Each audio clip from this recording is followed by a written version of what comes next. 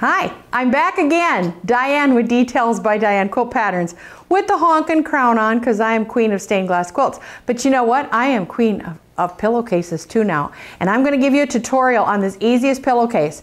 Now, I have heard it said that they've called it a sausage pillow because you kind of, I don't know, you're pulling the body out of the cuff. I don't know. I'm just going to call it the awesome pillowcase, okay, because I like that better. These are my new patterns. This is Plainy. And Plainy goes with Dumpy, and that comes in a pattern together. I have Princess and Tiara, that comes in a pattern together, 2 for the price of 1.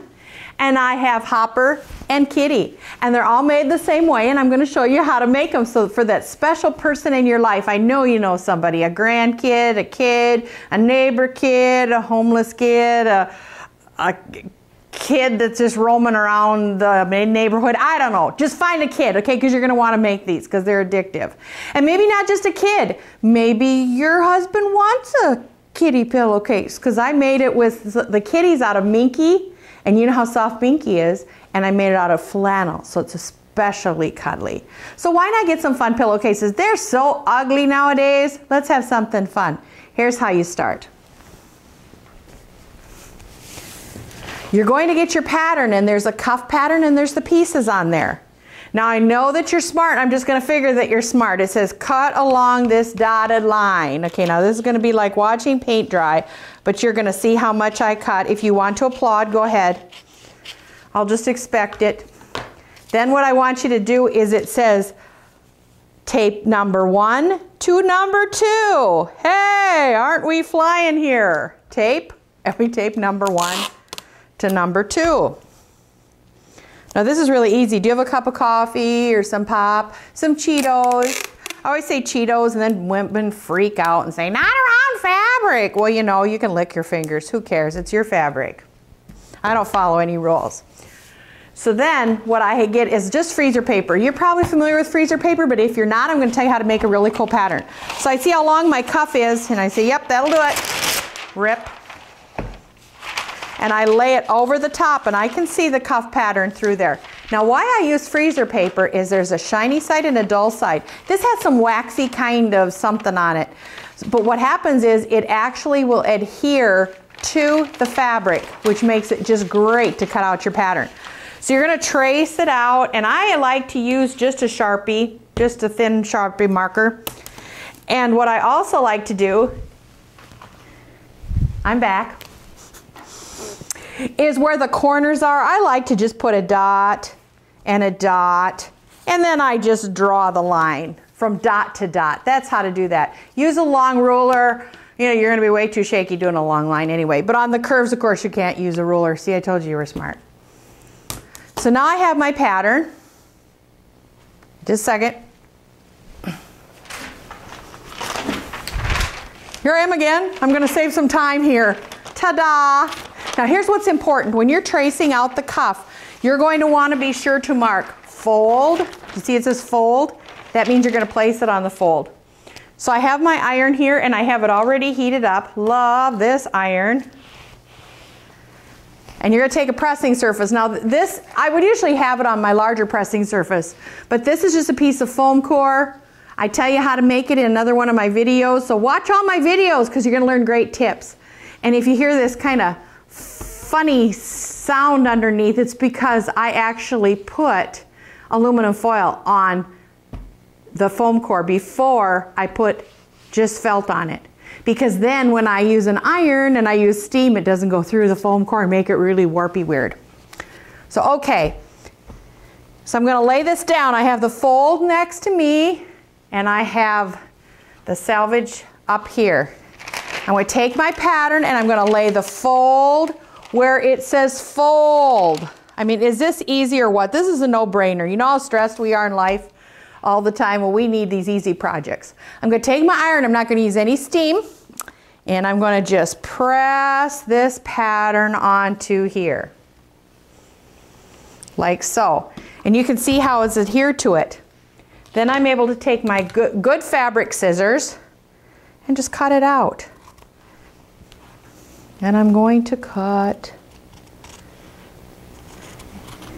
And when you see this video, plan on cutting this part out so you don't fall asleep on me. Now what I will do also is on this long edge, take it to your cutting board and use your rotary cutter so you have a nice straight edge. Okay, once I get this cut out, I'm going to take this off, just peel it off, and I can reuse this. It's awesome. I'm going to open my fabric again, press the second one on there, and cut that out. Easy, huh? So now you have those pieces cut out, which is fantastic. You're going to take them and you're going to open them up. And you're going to place them right sides together. Now I'm sure all of you know how to pin. And we're going to pin, pin, pin, pin, pin. Just on this upper edge that has the loop-de-loos on it. Or if it has any other kind of bumps, that's what we're going to be pinning. Do not pin any of the side seams. So I'm going to pin. And then I'm going to use a 1/4 inch seam allowance. And what I did then was I just stitched around. Now you know when we have curves and things, I don't know if you've ever made any clothes or anything but had to clip seams, that's what we're going to do. You notice here this goes in, I'm going to just clip it. I'm going to clip around anything that has a curve because then that's going to make it lay flatter. Okay, I'm back. Isn't that great? The magic of television. Now I've clipped around the curves so that they will lay flatter. And what I'm going to do now is I'm going to be putting the wrong sides together. And I'm going to use a collar turner. Do you know what that is? Just the thing, a pointy thing. You can use your scissors, but only if it's dull. You don't want to poke through this. And then I'm going to turn all of this around and out. Then I'm going to give it a good press. Because you want to do that now because once you have this pillowcase together, you're not going to be able to do it. So you're going to give it a nice press with the iron and then you're going to start putting it together. This is where it gets really interesting. Have you ever seen those professional pillowcases and it's like, why don't they have hand stitching on the inside of the cuff? Makes no sense whatsoever. This is the trick. This is why they call it the sausage. But what are we calling it? The amazing, fantabulous, queenly. You've cut your body of your fabric and you're going to lay your cuff open. So see the little pieces that stick up? Remember? We cut around those and we stitched all of those. Going to open this up. Now you're going to lay all the right sides up, which makes no sense to you, but it does. This is the seam. Can you see the seam? That's from my fold that was on my fabric off of the bolt. And I'm going to line these two up. And what I like to do is just put like 3 pins. You're admiring my pin dish, aren't you?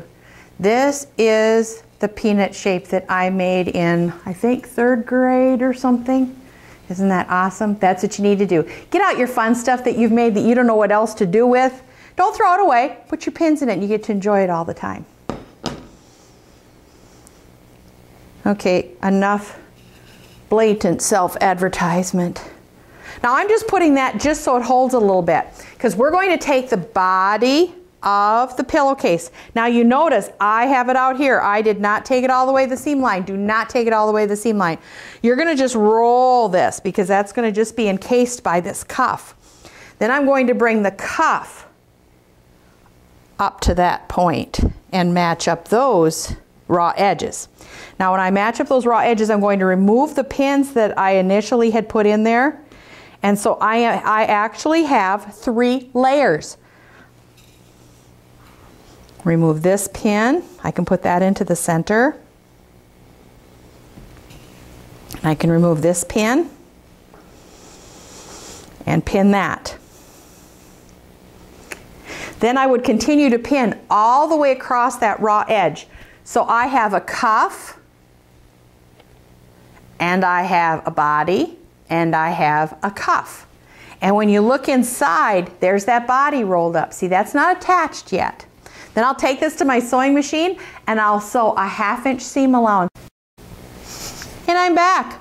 I've sewn the 1/2 inch seam, and now comes the magic. You know, you've seen where those cuffs on the professional pillowcases are all sewn in, and it looks so great. So I'm pulling the body out of this. I don't know if they call this birthing or what, that just kind of creeps me out. I don't know what the words are. We just need new words. If you could come up with new words as to this technique, email me. I'd love to hear about it. So when I pull all that out, look, there's the cuff. The cuff is totally finished. The raw edges are encased inside. And you're gonna lay this on your ironing surface, and you're gonna give it a really good iron so it all lays nice and flat.